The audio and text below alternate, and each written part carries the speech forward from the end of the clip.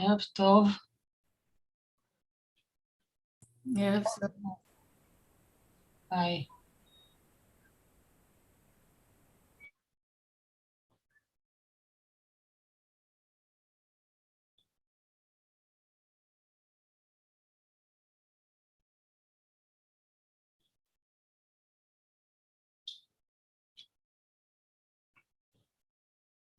דלית?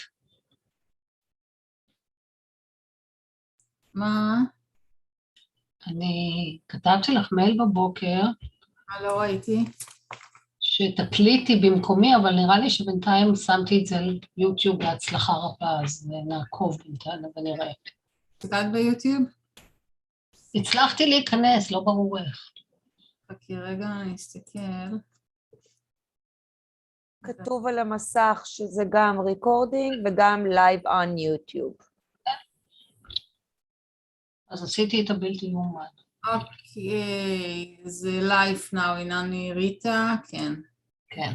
אבל נראה לי שבינתיים שמתי את זה על יוטיוב בהצלחה רבה. מצוין, זה ביוטיוב, כן. זה לייב זה ביוטיוב? כן, כן, זה ביוטיוב. הצלחתי להיכנס, לא ברור איך. זה בסדר. רק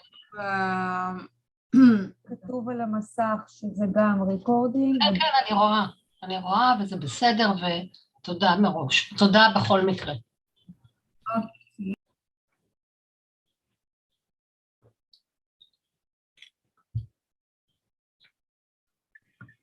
ערב טוב.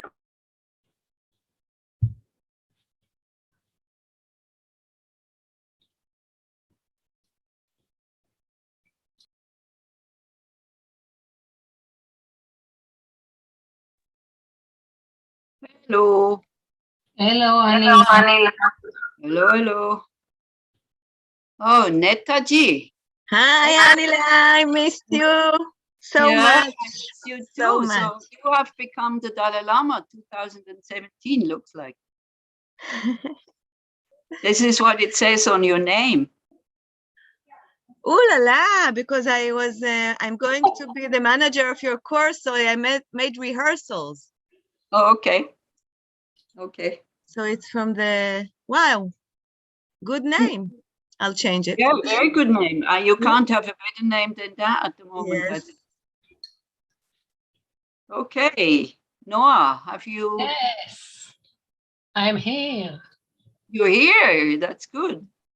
Me I'm too. here. And I even put you on YouTube. Oh, okay. So we can already start. Yeah. In that case. How wonderful. Well, maybe we can start with like the homework that I gave you last week. So I don't know, again, with the homework, maybe I should send you some reminders. You remember what it was? Yes. Yeah, I remember. Okay, Israel remembers it. So Yeah, can I you let remember us know? because I had a very, very nice Okay. experience. Anyway, it was about greeting, about trying to bless other people, you know, make them feel Right. good. Right. And see what's going on. I mean, what is the result of this kind of action? Mm-hmm. One thing for sure, for me, I cannot greet nobody when I feel lousy. So first of all, I have to be happy with myself, and then the greeting are getting better and easier. And I had few action like this, and it was really, really unbelievable. Okay. Well, I kind of little bit disagree with you, Israel, if I may. Why? You know, when you see I cannot bless anybody when I feel lousy, that is true. But sometimes also just looking at that, why do we feel lousy? We feel lousy because we see my situation is the worst of all and it's terrible and all this. And we become very small and we just concentrate on ourselves, right? So but again, this is just a method, but it can also then go the wrong way. It can go a way we don't want it to go. Then when we look at the other people's situation, all of a sudden we go like, wow, you know, I mean, who am I to feel so lousy? Or as we did at the end of of the last session, we did some Tonglen because Gidi was so tired that his eyes were actually, you know, full. He was going to sleep. So we did Tonglen with that. And so that's another thing you can do when you feel lousy, to think, well, I'm not the only one. And this really helps, because when we feel lousy, it helps me anyway, because when I feel lousy, you know, the world becomes really small, and I seem to be the only one in the world who feels so lousy, and everybody is okay when I look like deeper down. And then I just sit down and I think, come on, what is the big fuss you're making about yourself? And I'm talking to you now as Dharma practitioners, right? I wouldn't say that to a young person who has absolutely no self-confidence and who does feel lousy, who has never heard of, you know, Buddha nature and good qualities and values and potential and all this, right? So I'm saying that to you guys, not to the general public. So when I sit down and then just think like, come on, what's the big fuss? You are just one tiny, tiny, tiny, tiny part of this universe, right? And you make such a big fuss about yourself. This really helps also. And, or sometimes I think, you know, okay, I feel lousy, but let me see what I can do for others, you know, a little bit like that. So in a way, you're right. Spontaneously, instinctively, when we don't feel well, we want to kind of go back, we want to look after ourselves, and we should do this. This is true. But it's quite good, I think, to find really quick methods that kind of throws out the lousiness. And what, you know, lousy we feel anyway, because it's samsara, okay? We just have an illusion that sometimes we're okay, because we have absolutely no idea what it means to feel really okay, like a Buddha. We have no clue, yeah?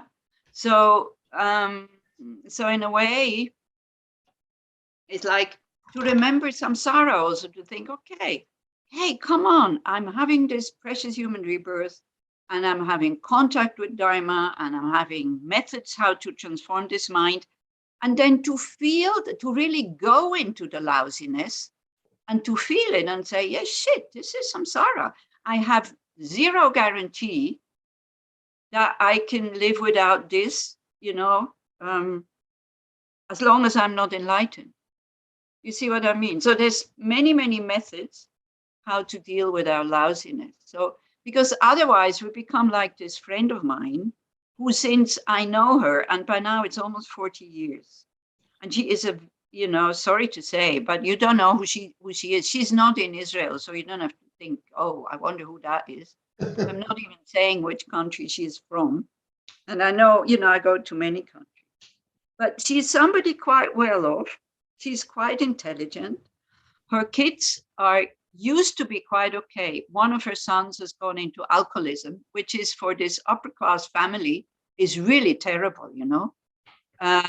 So because you have to not be quite honest about it, and you feel ashamed and you feel guilty. Like, I'm not saying that only upper class families do that, but in general, when the kids are not doing okay, it's always the parents who feel that it's their fault.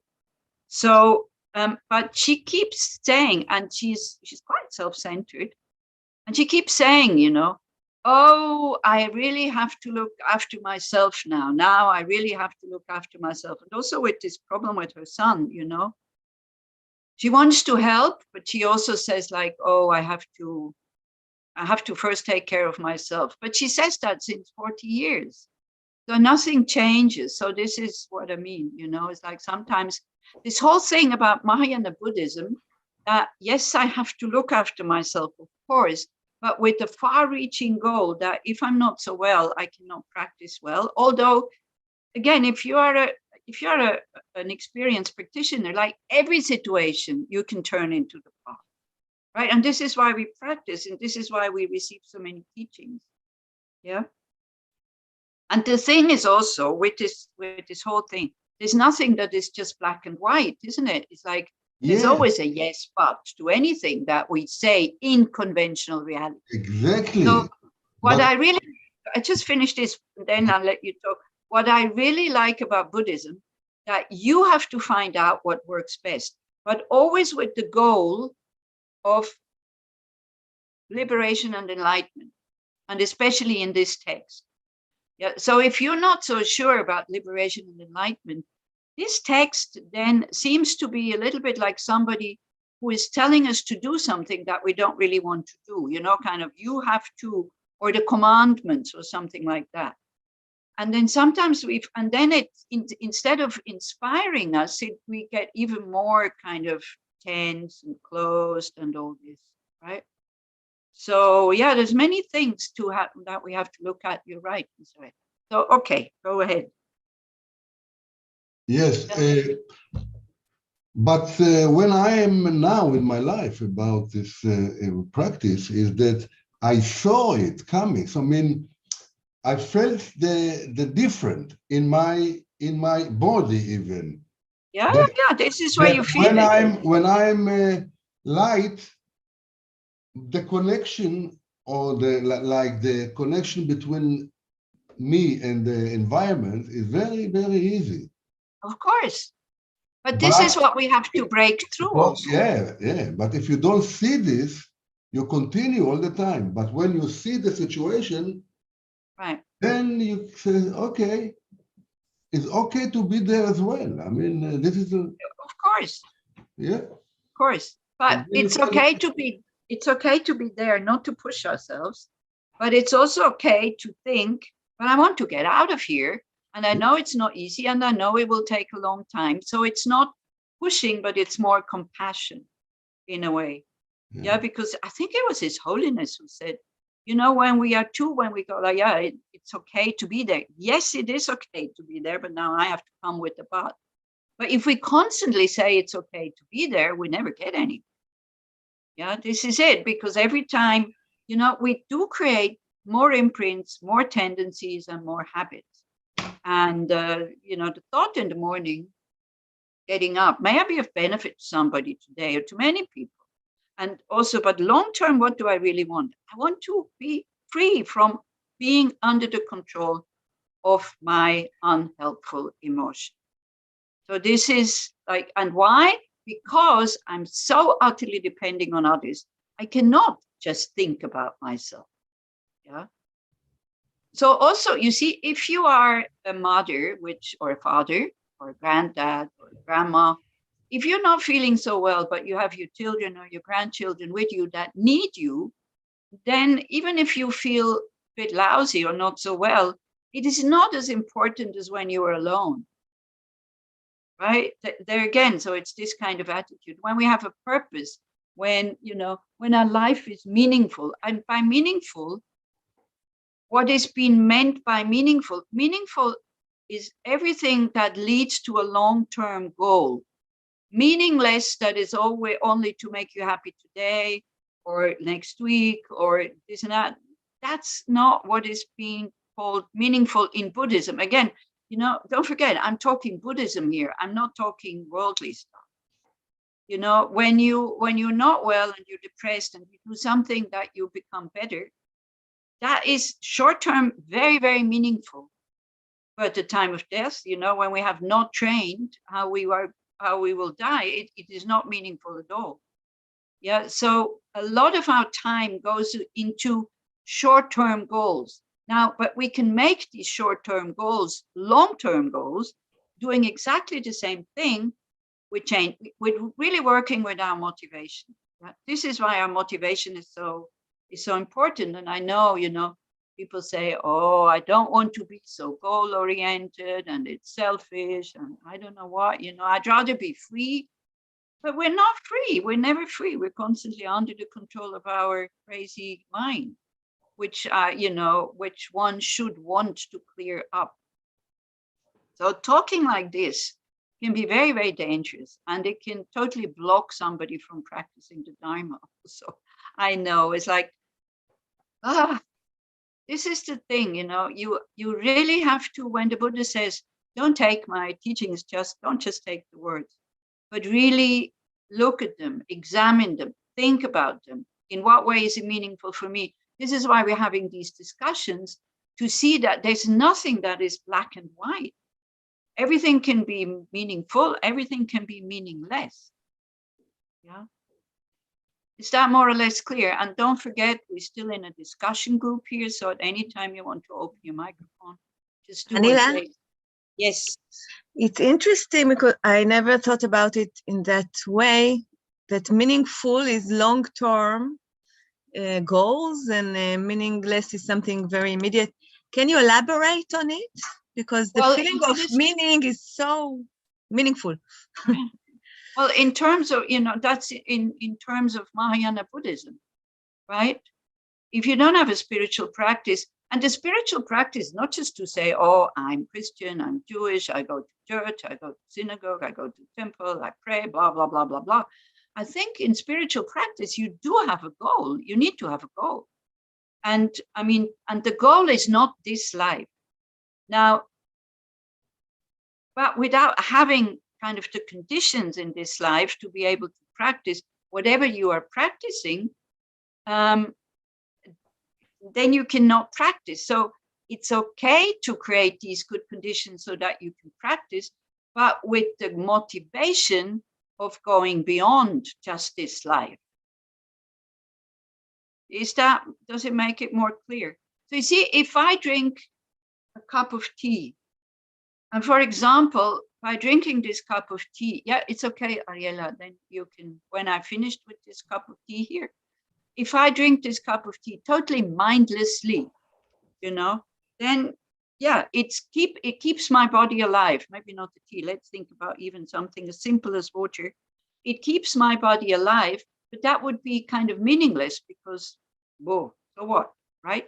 But if I drink this water and I think about Mother Earth, I think about all the people who make it possible for me to just open the tap and drink this cup of water, and I think about people who made the cup and for this and that, the whole thing. And I think, wow, how can I repay that kindness that they did their job properly? Then it becomes meaningful. Because then I start to see, well, the only way I can really repay a kindness is if I attain enlightenment really, really quickly. And then I can guide them or lead them or show them how to get there as well, the same way as our teachers, give us these methods. Does that make sense? Otherwise, I drink my water here and that's it. I'm not even thinking. Thanks to being able to drink this water, it keeps me alive. I'm not even thinking that. I just drink it mindlessly.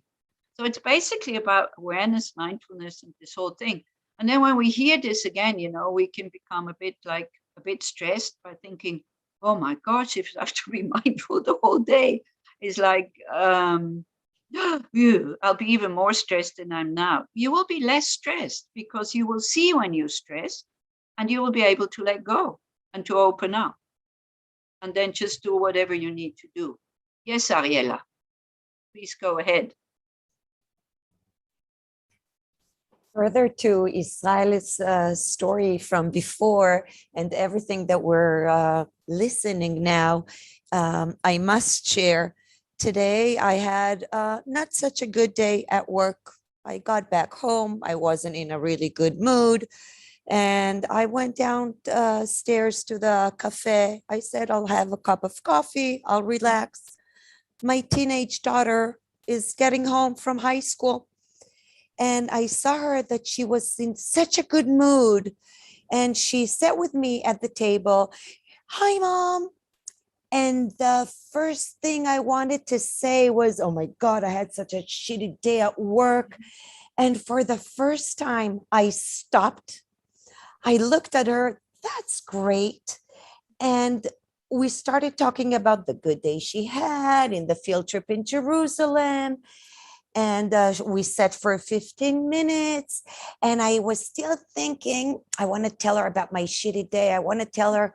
And then again, I stopped and I said, why bring up the past when right now I am aware to such a quality time that I'm having with my teenage daughter, which is very rare, at their age. Yeah. I enjoyed every minute of it. And I think that by what you said, by meaningful, this 15 minutes with my daughter are so meaningful because we still have all our lives to share together than the shitty day I had at work. So I'm proud of myself. Yeah, that's good. So it's the power of rejoicing, what you just, you know, instead of just being stuck in our what is not right for me, we rejoice in the good of somebody else, which is very difficult when you're not well, by the way. That's But why what I'm makes so it easy when we learn to do this with somebody that we love, right? Because if we try to do this with somebody that we don't like, then it's not going to work unless you're pretty advanced in your spiritual practice. But yeah, I mean, meaningful can also be, you see, we can add meaning to something, like, for example, that when you say, okay, we discussed, and I didn't tell her about my shitty day. So what we didn't create any negative karma by talking about somebody or something that we can't change anyway because it's in the past. We shared, we had open hearts, we had open minds. What a good thing. So we were practicing ethical conduct. So again, it becomes meaningful because you see the meaning of it, not just to feel good. You see, the thing is, just feeling good in Buddhist terms is not meaningful. But if you use it for something, for your past, by becoming aware, wow, instead of criticizing somebody and maybe putting my daughter in a bad mood on top of it, I have not created any negative karma, for example, which then I'm not going to be reborn in the lower state, which, you know, it seems complicated having to think all this all the time, but it becomes an attitude. You see, and then you don't need the thought so much anymore. It becomes an attitude to rejoice that you have contributed to your own liberation and enlightenment by spending the time like this with your daughter, so that you don't need to go through the whole schmooze kind of thing. Okay? Yeah. Okay. So thank you for sharing that. And now we do some awareness meditation, like we always do, because it's only by being aware and mindful that we notice these things. As Israel was saying, you know, I notice how it feels when I feel shitty. I notice how it feels when I feel good. Many people think they know, but we don't really know because we're not really in contact. And then we don't rejoice, you know. And so when we feel not so great, we generate compassion. May I be free from this suffering? Instead of just buying into it and being dragged down more and more and more.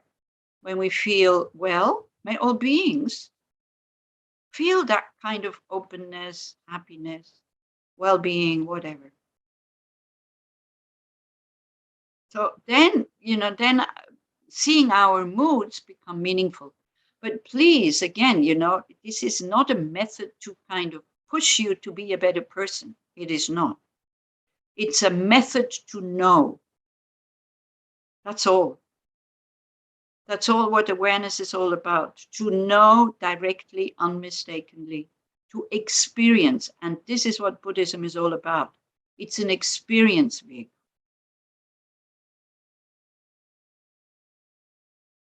So go to yourself, to your body. How does it feel? If you can, sit upright, and you feel the difference also. You know, when you feel kind of, when you sit a bit like, because you had a tired day and then the body goes into the mood of, yeah, then just think, you know, 5 minutes, I'm going to sit up, open my chest and feel free. Free of choosing, either I go into that state of, oh, everything hurts, oh, I'm so tired, because then you will become more tired. Don't chase the tiredness away. Take it as your object of meditation. But do it in an awake way. Might sound a bit strange, but look at your tiredness or your bleh in an awake way. Try to go into the one that looks, that sees, that recognizes. Go there. Don't get stuck in the feeling or in the experience. But recognize really clearly. Label it, that's fine. But don't get carried away by it. Don't identify. That's not easy. And when the body is free and relaxed, the mind becomes much more calm. When it becomes calm, it becomes clear. Then all of a sudden, the mind by itself goes, aha, and it has understood.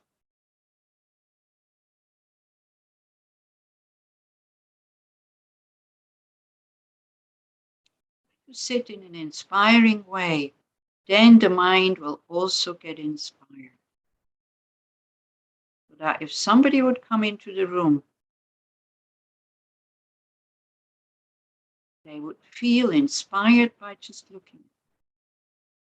We all know the effect that it has on us when we see somebody sitting in meditation.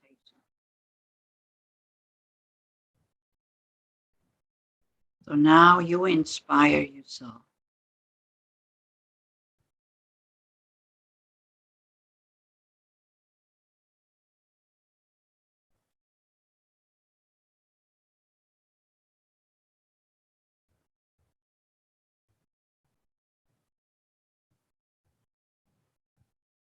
And as always, notice the state of your mind without interfering. Just noticing. Is it happy? Is it unhappy or sad? Or is it neither? We always tend to notice quite quickly the unhappy states of mind because they are painful.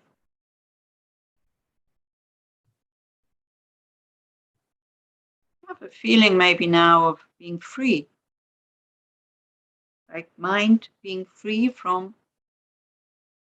desire, aversion, jealousy, arrogance,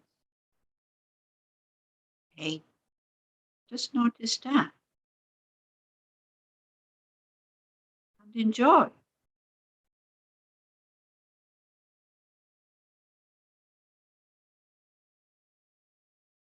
Or the mind being free from confusion because you know what you're doing. You are sitting with an upright body, watching the state of your mind.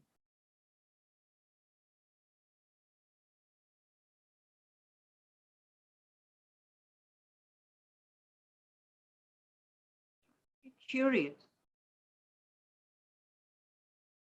Don't push anything away and don't manipulate it.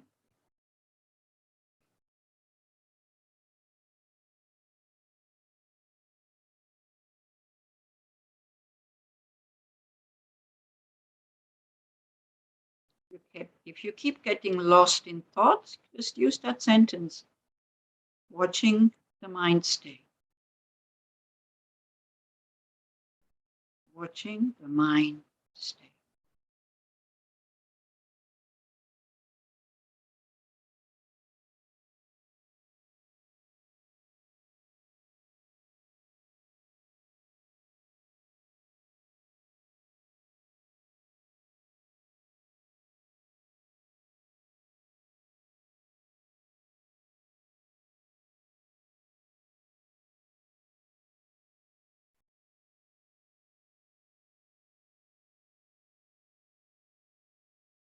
If it feels pleasant,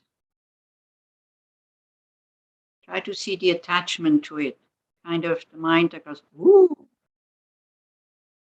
If it feels unpleasant, try to see the aversion to it. Try to see how quickly that goes. Again, not manipulating anything, just looking.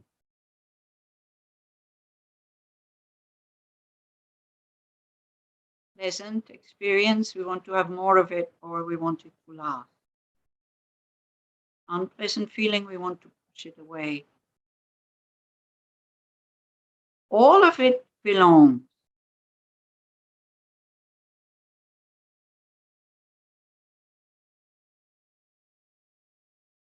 Israel is saying, all of this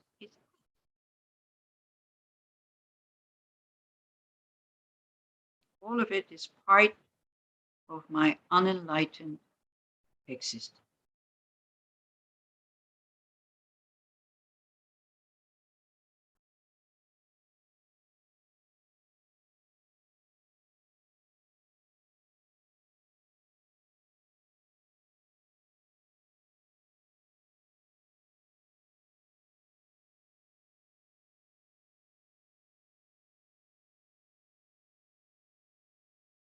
And now we give meaning to this whole exercise. Why am I doing this?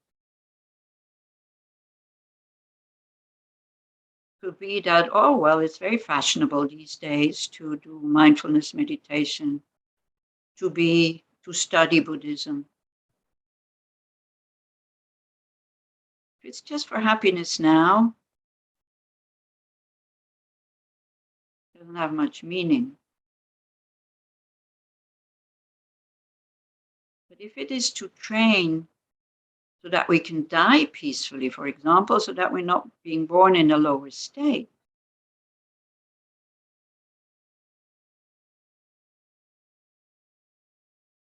then it goes further than just this life.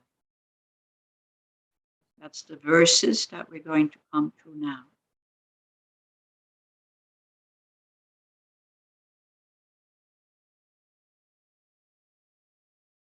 We can make it go even further.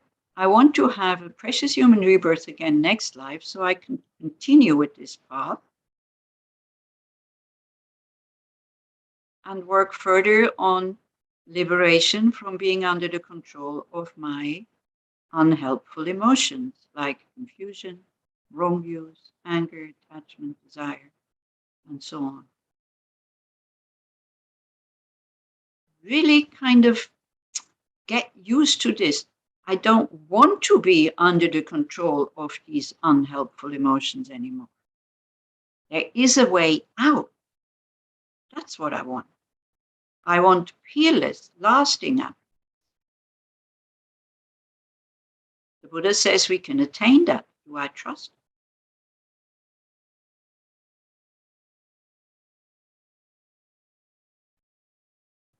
And in what other way could I attain it than to practice these methods?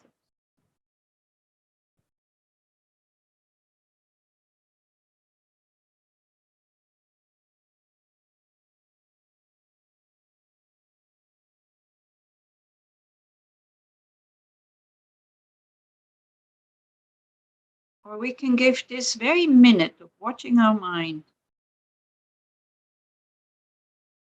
an even further meaning by thinking, I'm so dependent on others for my survival, for my spiritual path, for my liberation, for my enlightenment. I want to repay that kindness. If I'm reborn in the lower state, no way. I can't even look after myself. If I'm reborn in samsara, yes, to some extent we can look after other people. That is true. But I cannot guide anybody to peerless awakening because I still, me, myself, I'm in samsara. In order to repay the kindness that I constantly receive from so many other beings, I have to become a Buddha. With the qualities, with the skill, universal compassion, universal wisdom, universal skills to guide beings, I have to attain that state in order to lead all others there as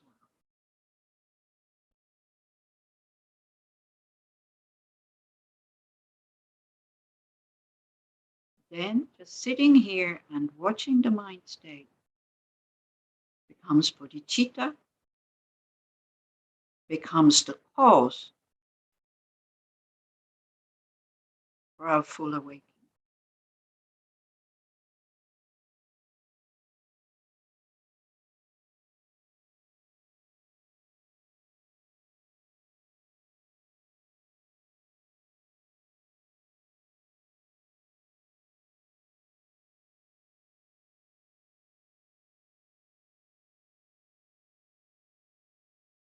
Okay, so maybe we stay in meditation because today is about death. Maybe you remember verse number 9, where it says something like, friends and family around me, I see that they're crying, that they're embarrassed, they're sad. So slowly I start to understand that I'm done for, kind of. I am very close to the moment of my own death. Now this is a bit brutal and it's a bit kind of abrupt just to go there now. But that moment might come so abrupt. Now, ask yourself, am I ready to go?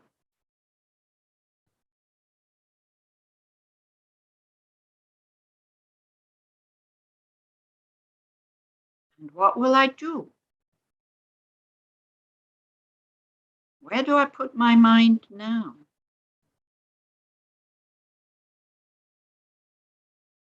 When we talked about these 3 main points in the death reflection, what will help at the time of death?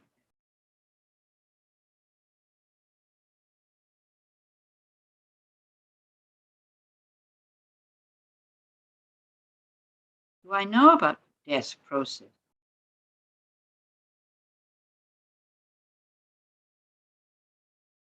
Do I know what to do so that I'm not activating a seed for lower rebirth?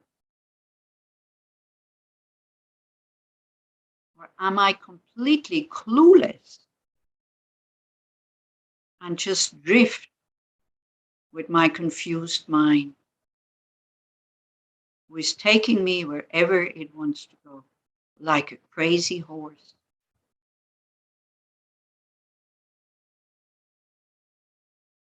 Again, it's up to us.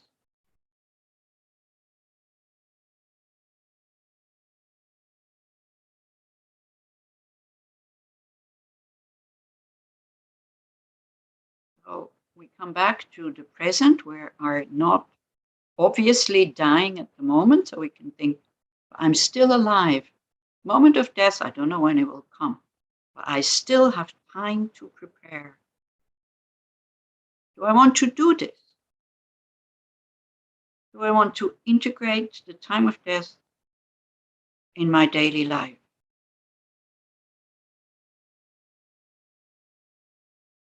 Or do I just want to, live my life as if I never die, and when death comes, well, I will see what I will do then. It's up to you, it's your choice.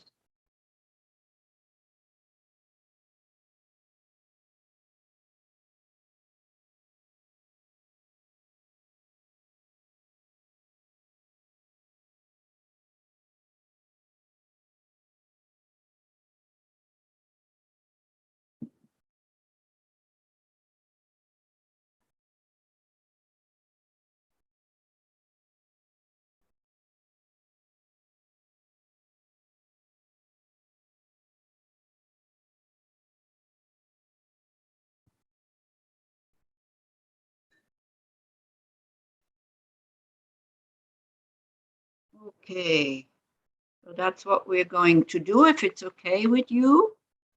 That we're going to look at the suture at the time of death. It's not to kind of spoil your evening and to make you be afraid of death. It's more that we can then live a life that is more calm by really, by really taking it into consideration, as Netta was saying before. What does it mean, a meaningful life? When will it really show? If my life was meaningful, maybe that's at the time of death. Could be, couldn't it? You don't know. So these are all these questions. You're the only one who can answer it, right?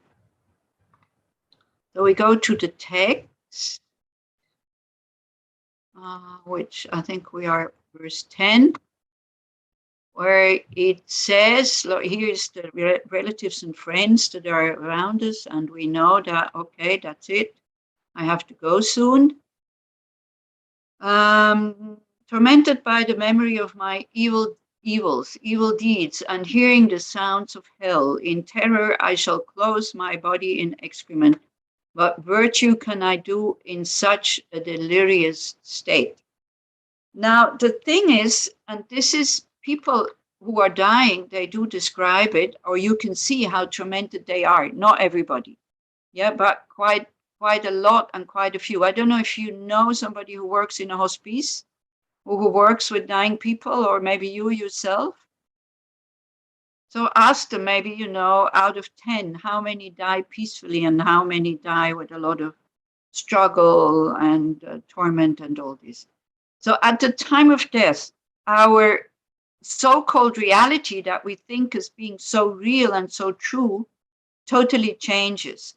And the mind will experience things that when we are awake, it does not experience. So it might be able to experience that when we are dreaming. How many of you can fly in your dreams? And you really have a feeling, yeah, and you really have a feeling, I cannot fly. Okay, sorry, I have to be, you know, not like this, but I can fall without getting hurt when I let go of being afraid. When I see there's no way I can hold on and I let go, and then, ooh, it's quite pleasant. So it's not like this flying, but it's kind of like this. Has nothing to do with reality. You know, if I try to do this now when I'm awake, I would land, I would kind of end up in hospital. How many of you can breathe underneath the water? When you, yeah, it's nice, isn't it? That's a very nice feeling also. Again, has nothing to do with reality. But these are nice experiences, right? But at the time of death, you know, first of all, I think all of a sudden we start to realize that we are losing the things that we are mostly attached to, and that we cannot take anything with us that in life gives us security, right?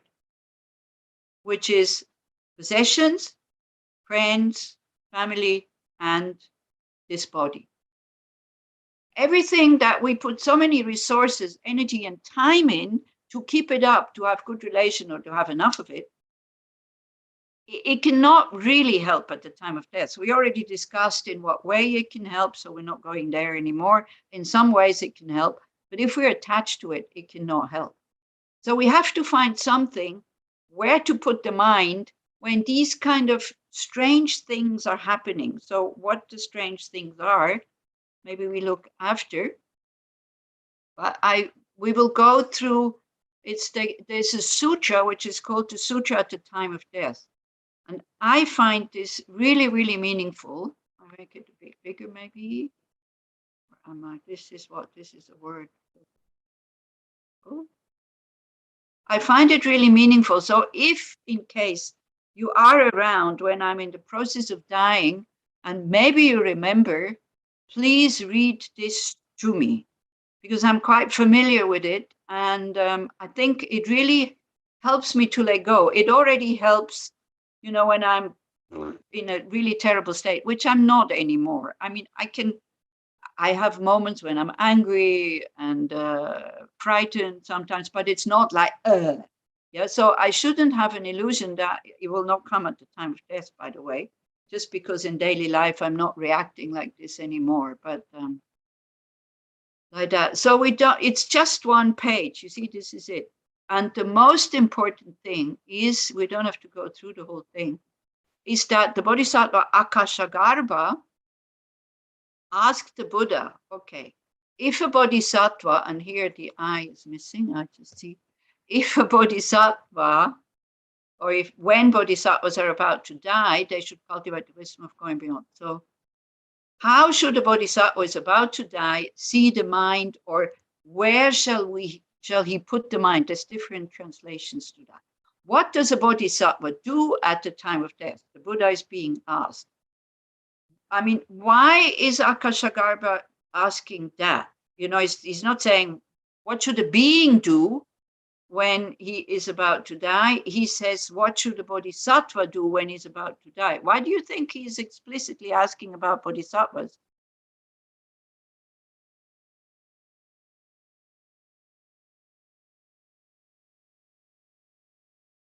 It's a bit not very, it's not very bodhicitta kind of, not including everybody.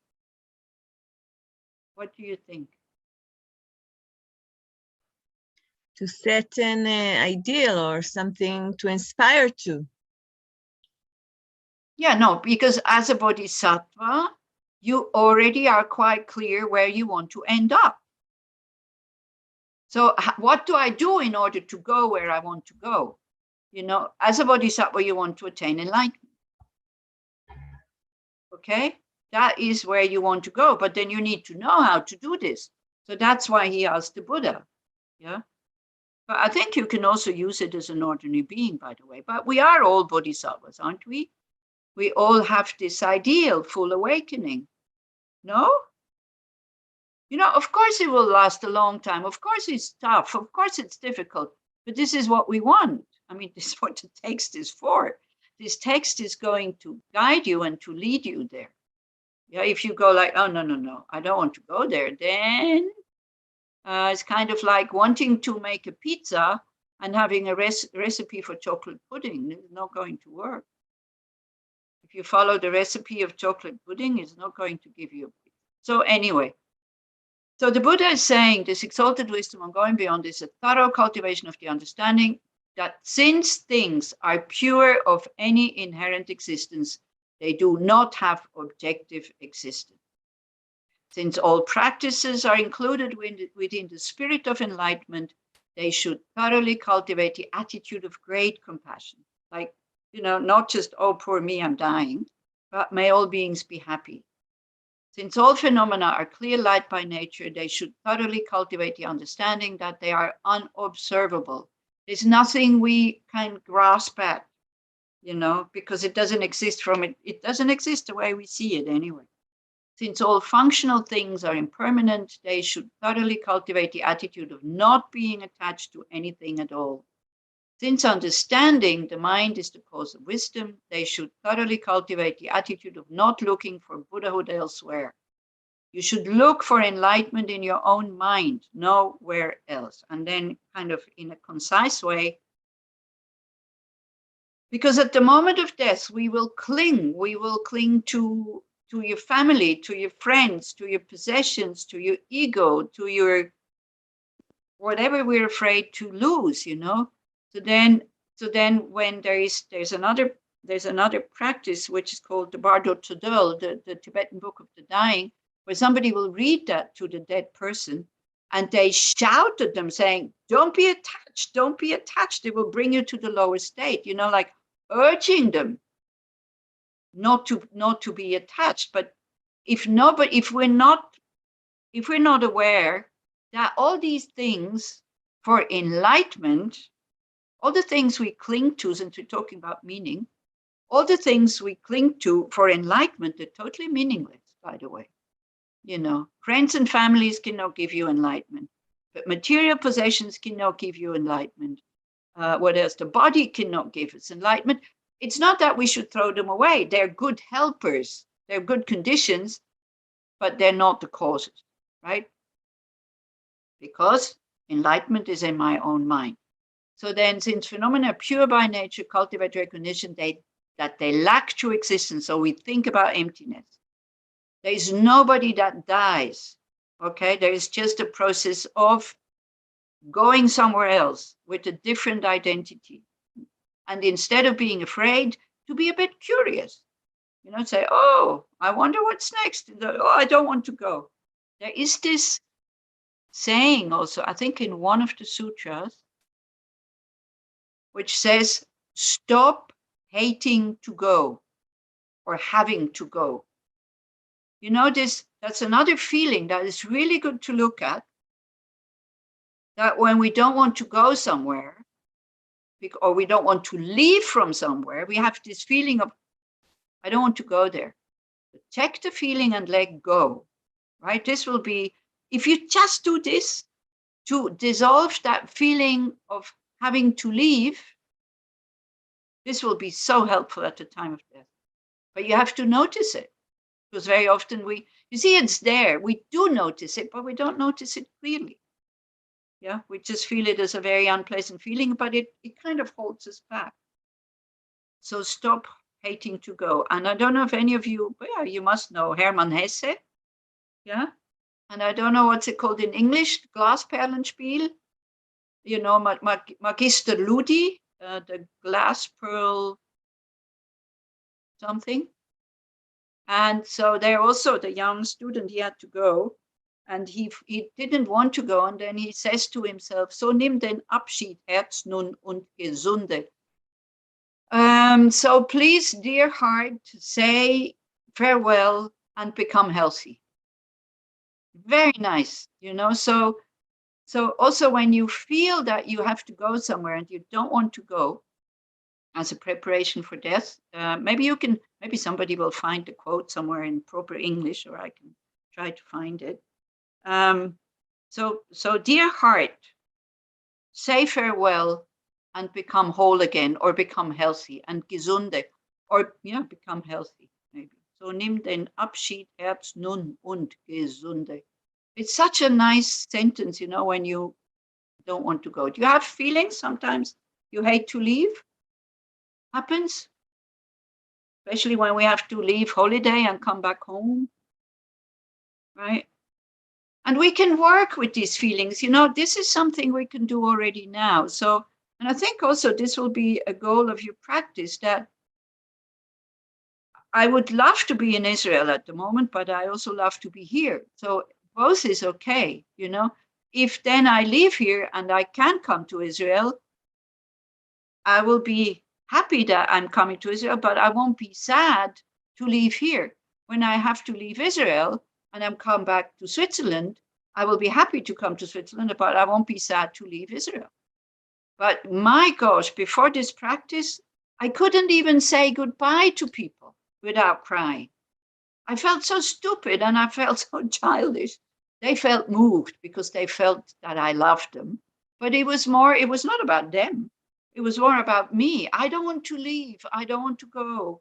Oh, God, you know. Now, I don't really cry anymore. It's quiet. It's very, very rare that I cry. Sometimes I cry a bit out of gratitude because I had such a great time, but not out of sadness because I don't want to go. And I really bring that down to, I think, to the practice of equanimity, watching your mind, not being carried away by it anymore.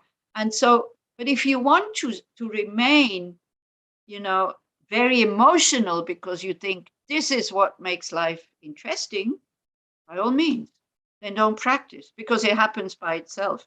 I didn't start practicing so I don't have to cry anymore when I have to say goodbye to somebody. You know, what I used to do, because it was so painful to leave, I would sneak out of the house before people would get up. So, so that's why. So when we go back to the text, so these things we can already practice now, you know, because if it's only words and then somebody reads it to you at the time of death, it should remind you of your practice, and then the mind goes in that state. So since phenomena pure by nature cultivate recognition that they lack true existence. Because during the death process, your mind will go into the clear light. Your mind will go into its own nature. If it recognizes its own nature, that's it, enlightenment. But for that, you have to be very trained, and I don't trust my mind that I will be trained like this. Yeah. If you don't recognize your clear light mind, the nature of your mind at the time of dying, you will go into the bardo, you will go into an intermediate state.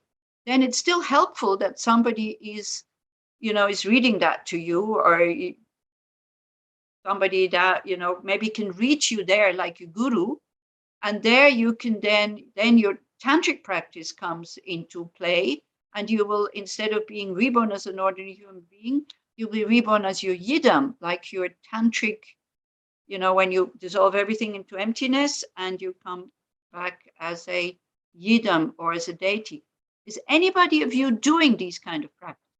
Maybe Dalit, maybe Noah? Okay, you know, I mean, Tibetan Buddhism, I know that not, Ariella, were you raising your hand? I was just going to say further to your question about the Tibetan Book of the Dead, which I read and read again. And if I may say, it's a beautiful book for the people left here. And then the rest of the 7 weeks of the dead, it's a full instruction book to the dead person. And it's a beautiful, peaceful book. I truly recommend it. I mean, best instruction book ever to leave this show, this cycle. Yeah, you see the purpose of reading it again and again and again and again is for us to remember when we are there, that we recognize the clear light instead of going towards something that seems a bit more comfortable. Because this is where it says here, you know, when we looked at the text, I know I'm jumping around, I may be confusing you again. So sorry. Tormented by and hearing the sounds of hell. Okay, so because in the bardo, and maybe already at the time of death, you know, visions of these kind of what comes next, or maybe memories, you know, of your evil deeds will come up. And I've seen it, okay? I mean, I've seen it. A friend of mine, a mother, and I've told you the story, she was just before death. She had visions. She was convinced, and she was still alive. She could talk to us, and she was screaming. She had visions of being burned in a fire. She had visions of being crushed by a train. And she was experiencing it. So you see, again, as a Buddhist, you can say, wow, great. She is purifying negative karma to be reborn there because she's living it now, still being in a kind of conducive environment. And then when you are with a person like this, you calm down. It's still very unpleasant and you want to help, but there was no way to reach her. But she was still alive. If you're not a Buddhist, I mean, what kind of view are you going to have when you're with a dying person who is screaming like this?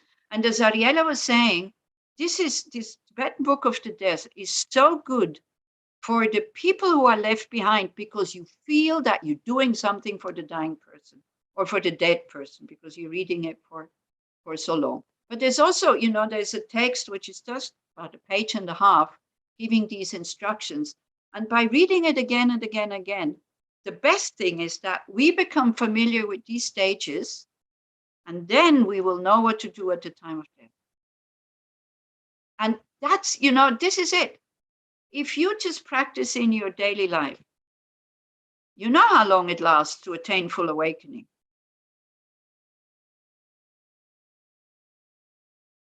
Huh? Anybody heard? 3.5 countless eons. Then people say, how long is an eon? An eon is if you have a big mountain and you take a silken cloth and you kind of, you know, every 1 year or every 10 or every 100 years with the cloth, kind of you kind of wipe the mountain. When the mountain is worn down, the eon is not finished yet. So it is so long that we cannot even imagine how long it is. It doesn't matter. It's okay. You know, it will last a long time. If we keep going in the same direction, we will eventually get there because we are eternal anyway. You cannot destroy your mind. I mean, again, I'm talking Buddhism here. This is what Buddhism says. You cannot destroy your mind. You will continue in samsara, you know, endless. But samsara can end. It has no beginning, but it can have an end. This uncontrolled rebirth can have an end. Okay, so then Tibetan Buddhism can offer you the Tantric Path, which is, of course, as a prerequisite, is renunciation, bodhicitta, and a good understanding of emptiness. And then you dissolve, you know, whenever you do these deity practices, you dissolve ordinary view into emptiness by going through these death stages.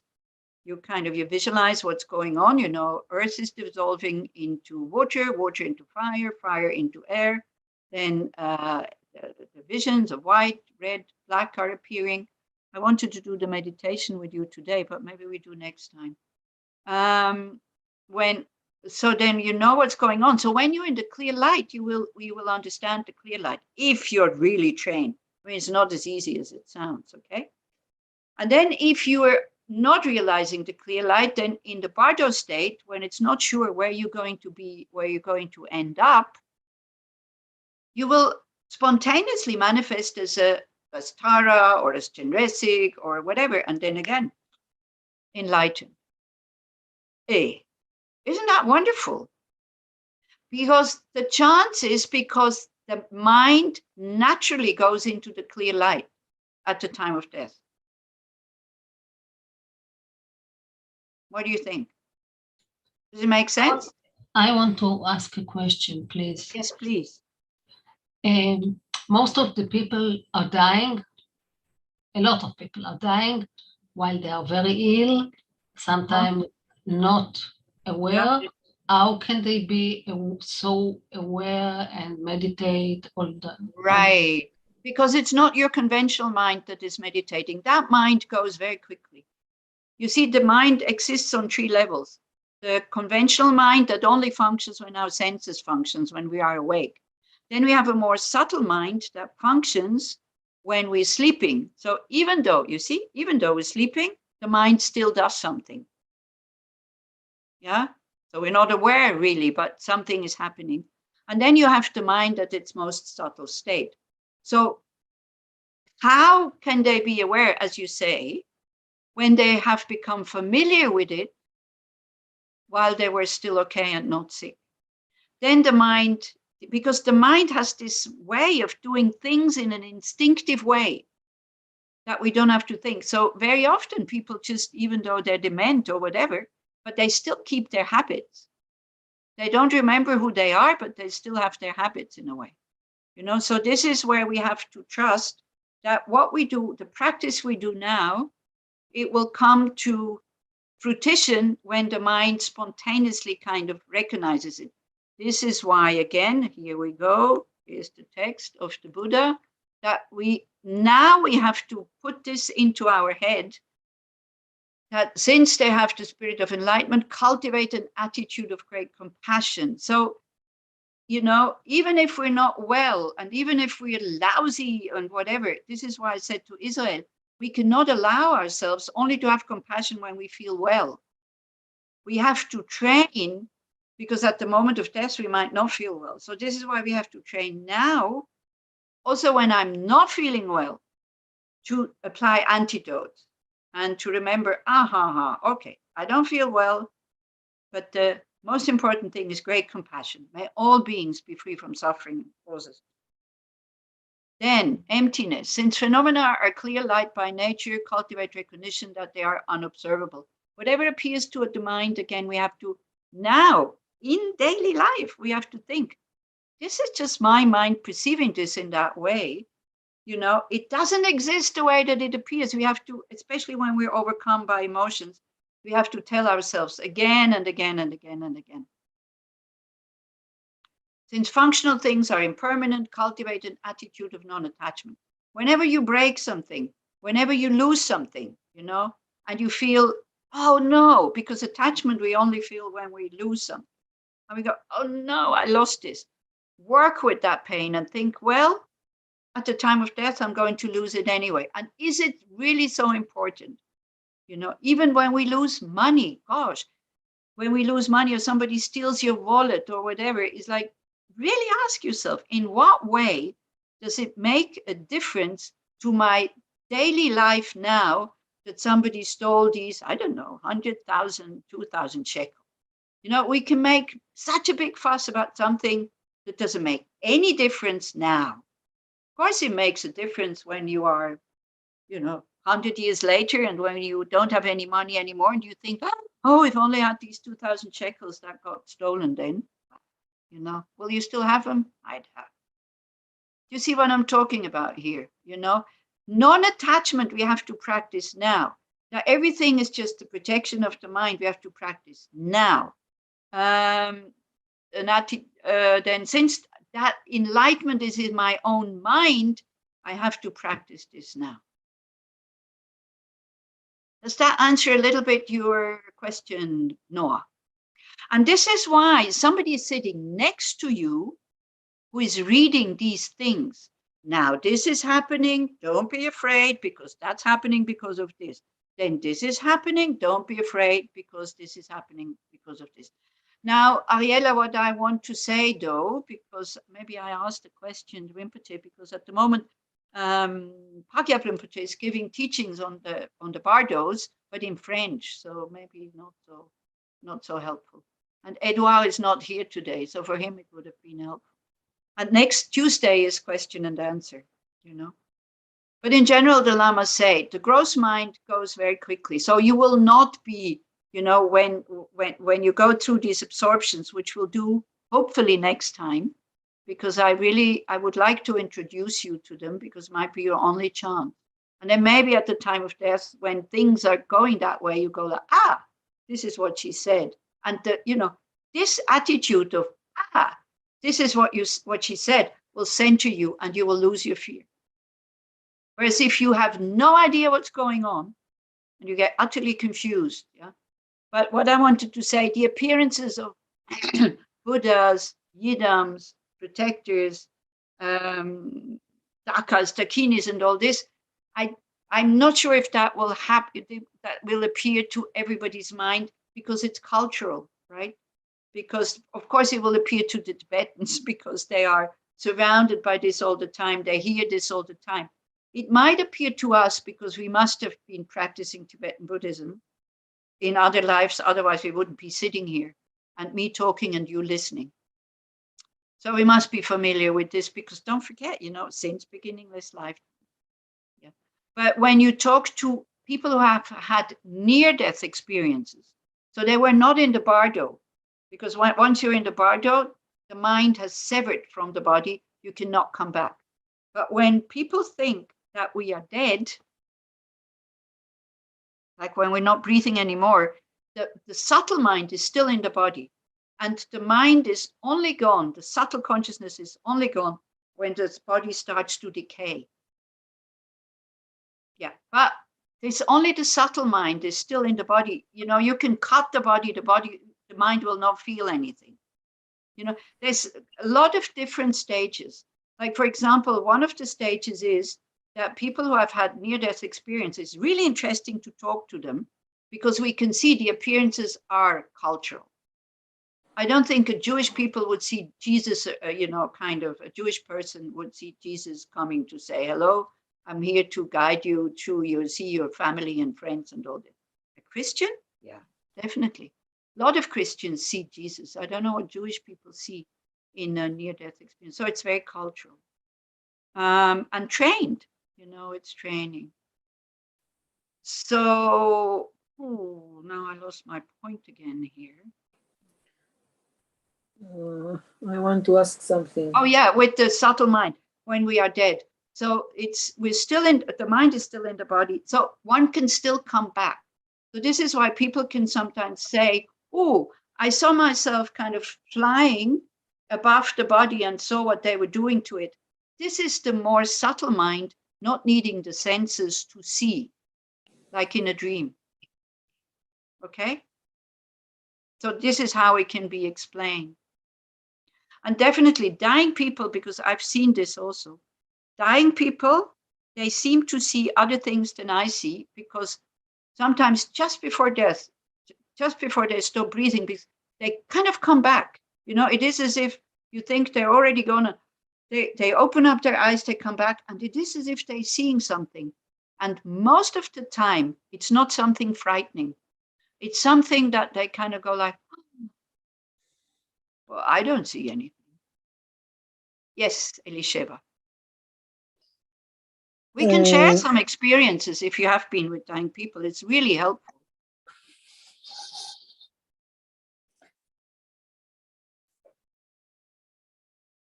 I've been with my mother when she died, but I wanted to speak about something else.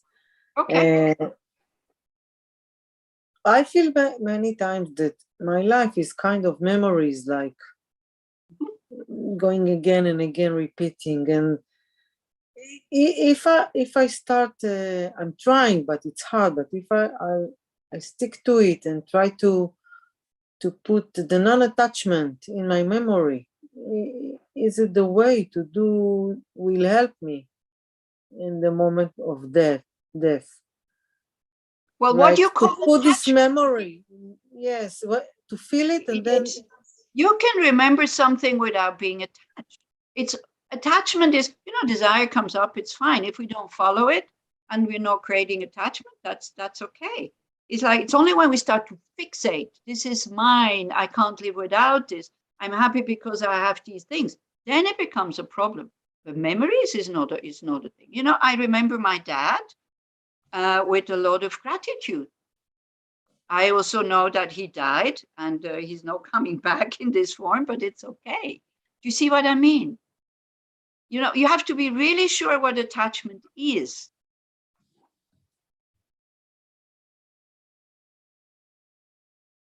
You see, for example, if I look at the mountains here, and now winter is coming, so snow is coming, and I have zero wish to go skiing, which I have maybe since 10 or 20 years. Before, when I became a nun, wow, it was terrible not to go skiing. It was terrible not to go climbing and spend my time like this. Now, this is it. And this is what, when you don't follow your desires, they die down. But it's painful not to follow them at the beginning. Yeah? So I see people skiing and I rejoice that they can go skiing, and that's fine.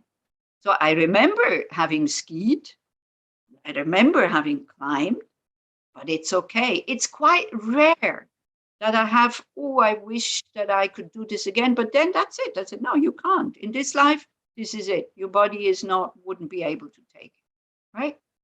Then you're not attached. But if you go like, the memories, I can't do this anymore, then it's attachment. If you go like with people, if you think about them and your heart totally open can say, thank you so much for having been with me for such a long time, or having spent such a good time, and you feel inspired and open and, like electricity in your body and all this. Even a person is in America and you'll never see them again. That's not attachment. That's love.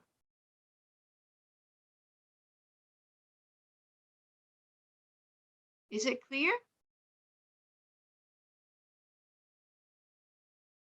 Don't be afraid of your good memories. It can be attachment, but it doesn't have to be. I want to put new memories of non-attachment, that in the moment of death, yes, it will help me. It's interesting. This was my question. How can you put new imprints of good moments without attachment? How can you do this? Question to everybody here. Because you can. Many, many Dharma ways how you can do this. Okay, I give you a clue. When you see a beautiful rainbow, and you even, you say, wow, there's a beautiful rainbow out there. Are you attached to this rainbow because you find it beautiful? Yes or no? No, because I know that it will go. Exactly, one thing. No, of course you're not attached because you know it's impermanent. And you also know it needs causes and conditions to come out. One thing. Second, where can you see that you're not attached? You enjoy it, yeah? Don't forget, you enjoy it. So, don't go that don't think you shouldn't enjoy anything because every time you enjoy it's attachment. It is not. It doesn't have to be. Don't forget, you remember when we said beautiful things are not the cause for attachment, but they can become the basis for it, the condition, but not the cause. Okay, so we think about impermanence, and then we enjoy it even more, you know? We're not, while it's still here, we're not going like, oh, but I don't want to look. It's not going to last. It's not worthwhile. We're not doing this. With rainbows, we have understood. Every phenomena is a rainbow. Every person is a rainbow, just that some last a bit longer than rainbows. But we will all go at one point. As it says in the Suture, all phenomena are impermanent. Don't be attached. What else is a sign that you're not attached to the rainbow? I don't try to make it mine because it's impossible. Exactly. I'm not saying, no, you don't look. This is my rainbow. I saw it first. We wouldn't say that. We share with everybody. Another sign is we don't want to have control over it. You know, oh, I don't like the colors. Maybe the red should be beneath, because we know I can't do this. You think you can do this with people and beautiful situations, Elisheva?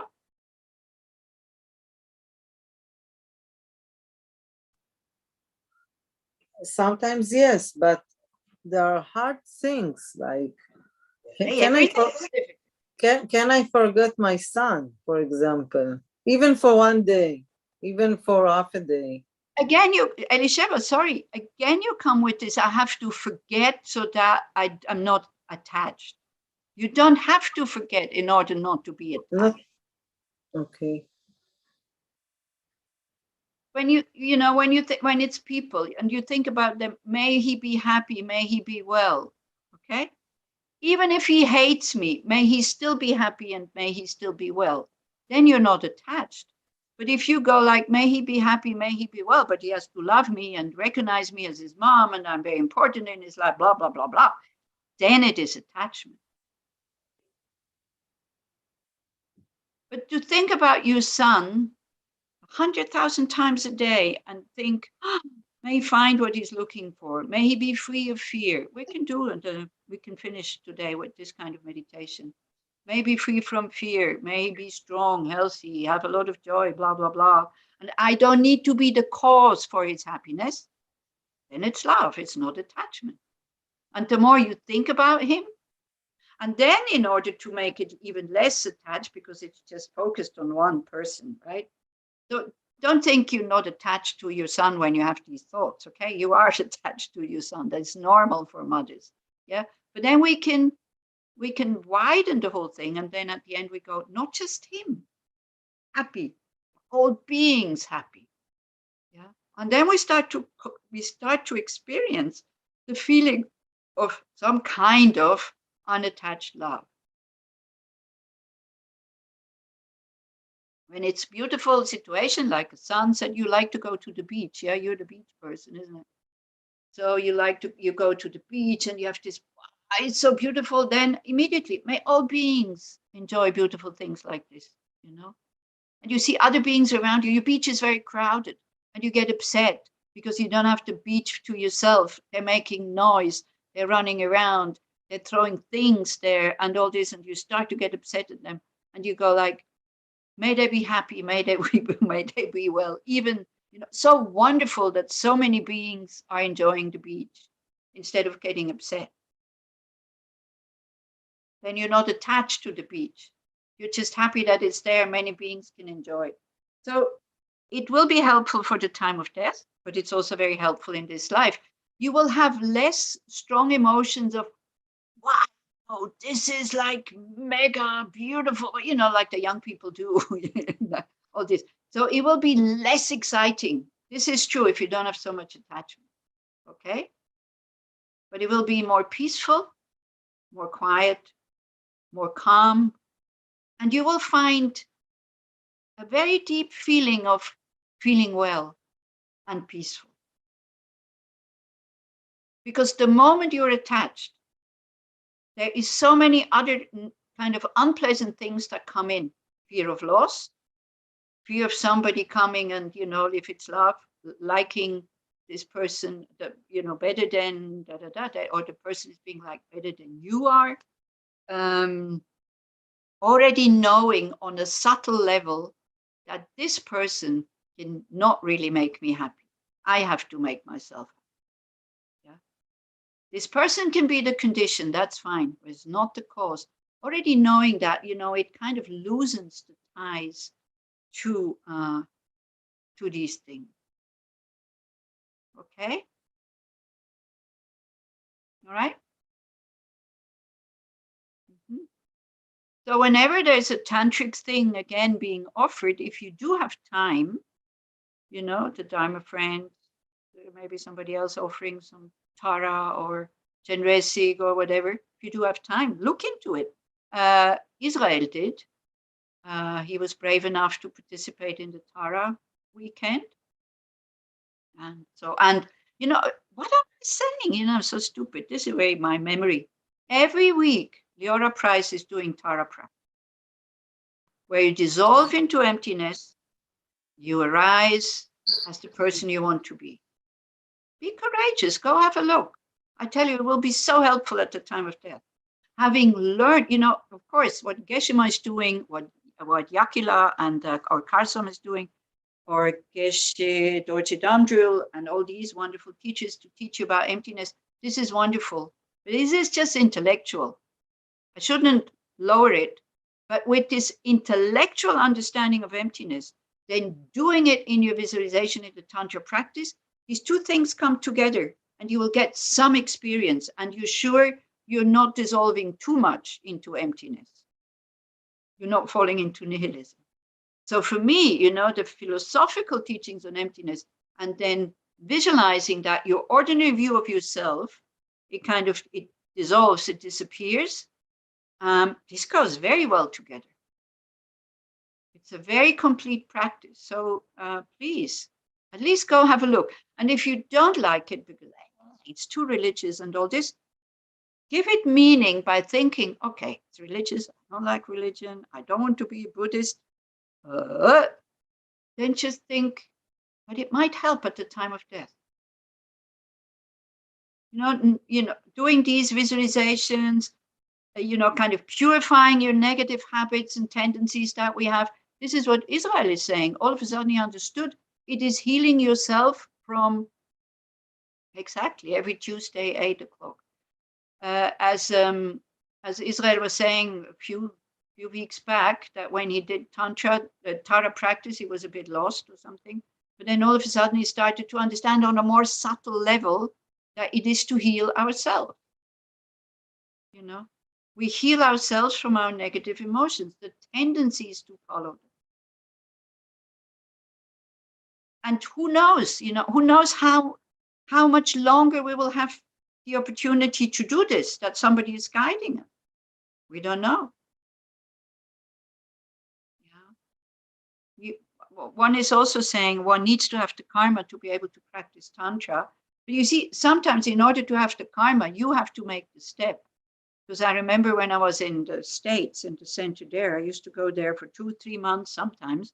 And it's in a redwood forest, and it's America. If you don't have a car, you're totally lost. I mean, you're stuck, right? So just to go to the next bus station was 45 minutes walk. So I said, can please somebody give me a bicycle? You know, if you have somebody has a bicycle at home, you don't need, can I please have this bike? So that at least I can go a little bit out of that forest where it's like this all the time. I used to get quite depressed. If you are depressed, go and look at open spaces. Living in a forest is not so terribly inspiring, unless you realized. I wasn't then, it was many years ago. So anyway, first year, nobody came up with a bicycle. Then next year I wrote to Tsoma and said, can you please write before I come if somebody has a bicycle? And she wrote, I came, she said, I don't think you have the karma to get a bicycle. So I thought, I'll show you I don't have a karma. I went downtown and I went to a bike shop and I bought a secondhand bike for $50. So you see, we can't just wait, oh, it's not my karma, nothing is happening, blah, blah, blah, blah. Sometimes we have to make the step also. Yeah. Okay. So we didn't get as far as we wanted, but we will look at these few verses again, and I'll send it to Noah the text, the sutra, yeah, and then maybe Irit or somebody can put it on the website, okay? So we just read it one more in a very, maybe we do the meditation on this a little bit, yeah, the reflection. See whether it does something to us. So we think, you're lying on your deathbed, you're confused, you're attached, you don't know what to do. Somebody that you respect very much. So you can think the Dalai Lama, your guru, one of your teachers that you feel very connected to, is sitting next to you with a totally calm mind, not grasping that you should not go and die, only wanting to help you. So try to feel how that would be to be in the present. Somebody's accompanying you only to help you so that you're not falling into lower state and you can let go of your confusion, and somebody who gives you in a very unemotional way facts, truth that we can trust. That person says, since phenomena are pure by nature, cultivate recognition that they lack true existence. So your mind is still functioning, your conventional mind. And you think about all the teachings you received on emptiness. You understand what it means, inherent existence, true existence, autonomous existence, and lack of true existence. Things are empty.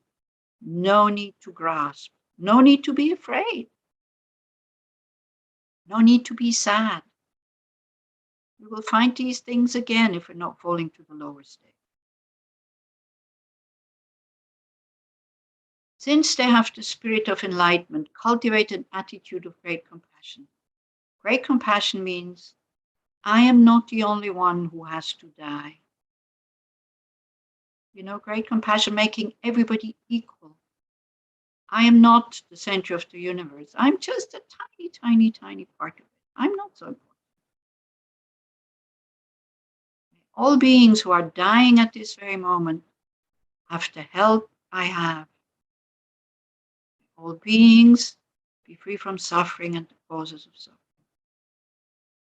And enlightenment means we won't be reborn again under the control of our negative emotions. We won't be dying again totally uncontrolled. Enlightenment is a deathless state. If you stay in your rainbow body or in your light body, but you will manifest again and again and again as human in order to lead all beings to that state. And you will die. The Dalai Lama will die. He's not afraid of dying. He knows where he's going. He's going into the Dharmakaya, into his clear light mind, manifesting then again as a human, needing a father and a mother. He will not be reborn miraculously as a human, but he will have control over where he is reborn. Cultivate an attitude of great compassion.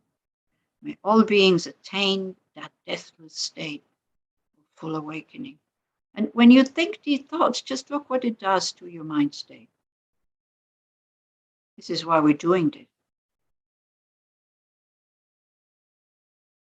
Phenomena are clear, light by nature. Cultivate recognition that they are unobservable. Again, it goes about attachment. Whatever I think I'm losing, it doesn't exist the way that it appears anyway. So maybe friends, family, very difficult. So, but yeah, just think, okay, may I meet them again in my next lives? May I be of benefit to them? So we bring in compassion. We're bringing the realization I cannot take them with me, no matter how much I want to. I have to let them go. But they're just a projection of my mind. What I call my son, my daughter. They're not mine. one tiny egg or one tiny sperm kind of made them. Come on. It is a part of you, that's true. They're not you.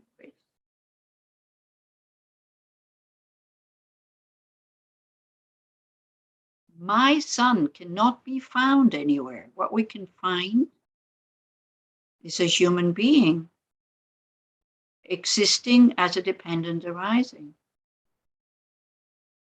The mind that came from another life, the body, yes, came from either my sperm or my egg. But something really existing, my son, my daughter, cannot be found. How wonderful that they exist, so that you're not falling into nihilism.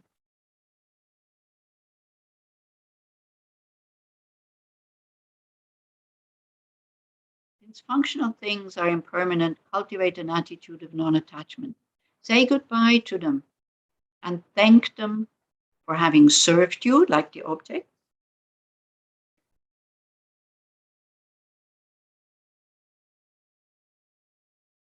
You know, kind of the thought, I had such a wonderful life, I'm ready to go. May I be reborn in a place where I can continue on this path to full awakening.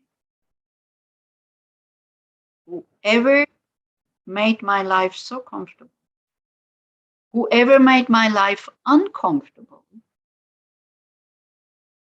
by helping me practice tolerance, patience, I am so fortunate. Thank you very much. I'm ready to go. May we meet again under good circumstances. May I never harm you. Thank you so much for having been of benefit to me. Objects, beaches, mountains, people, houses, cars, computers. What does it do to your mind state?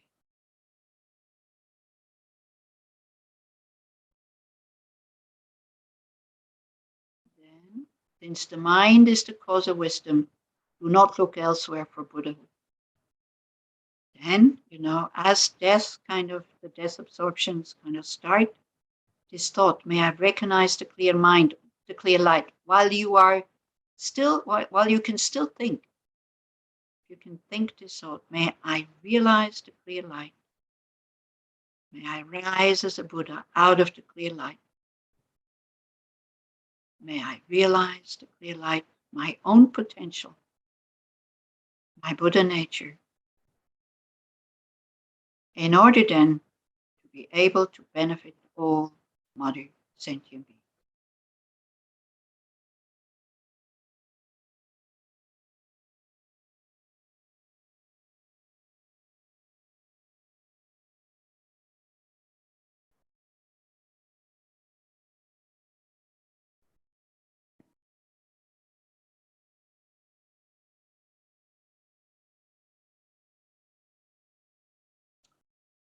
Okay, well, thank you very much. Maybe, let me see, maybe I can, if I find it on the computer, I can send it to you right now.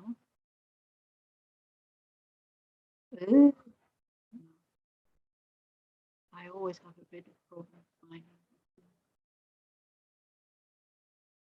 Anyway, I'll send it to Noah.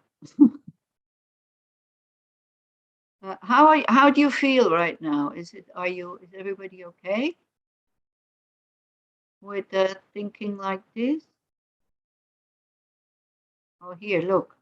Here are the dissolutions and the sutra, both together. So you have the dissolutions that we're going to do next time, like the appearances at the time of death, and you have the sutra. Okay? If you want to download it, you can. Where? From where? From the chat. From the chat? Ah. Yeah, if you open the chat. Oh, or you didn't get it? Yeah, I got it. Yeah. Yeah. Okay. Okay. Okay. Well, Ariella is saying wonderful teachings tonight. Thank you, Ariella. Very, very clear. Yeah. Very clear. Thank you. Very clear. I tell you why, because it's my favorite subject. Because I think talking about death makes life so meaningful. It really does. Because then we really start to live and we really start to appreciate. Yeah. So that's probably why. But thank you very much, Ariella. Thank you. Thank Very you. much for listening. Thank you very much. Thank you, Ayla. Thank See you you. very much. Can I Anila, say can we something? stay